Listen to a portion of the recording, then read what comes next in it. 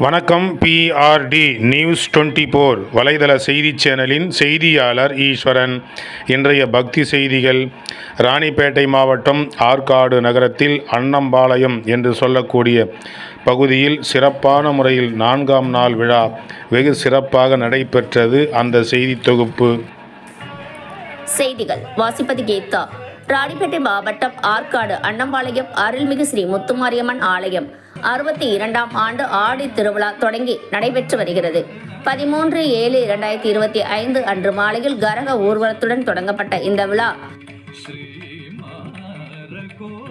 ஸ்ரீ முத்துமாரியம்மன் ஆலய நிர்வாகிகள் கே. பாரதி தலைவர், KC சேகர் செயலாளர், K. நாராயணன் பொருளாளர், A. குணசேகர் துறை தலைவர், AS தனசேகரன், A. செந்தில்குமார் துணை செயலாளர், PS Amirthalingam, DS Babu, NK Suresh Babu, V.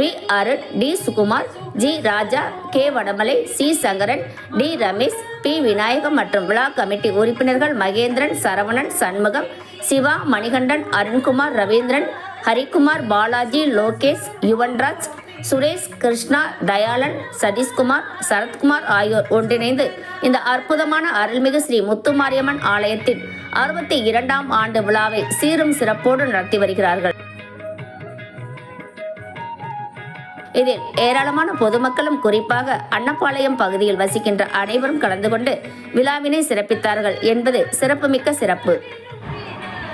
Sri முத்துமாரியம்மனுக்கு ஒவ்வொரு ஆண்டும் சிறப்பான முறையில் இது போன்ற விழாக்கள் தொடர்ந்து அன்னம்பாளையம் பகுதியில் வசிக்கின்ற அனைத்து தரப்பு மக்களும் இதற்கு முழு ஒத்துழைப்பு கொடுத்து பண உதவி, பொருள் உதவி, உடல் உழைப்பு அனைத்தையும் கொடுத்து இந்த விழாவை சீரும் சிறப்போடும் நடத்தி வருகிறார்கள்.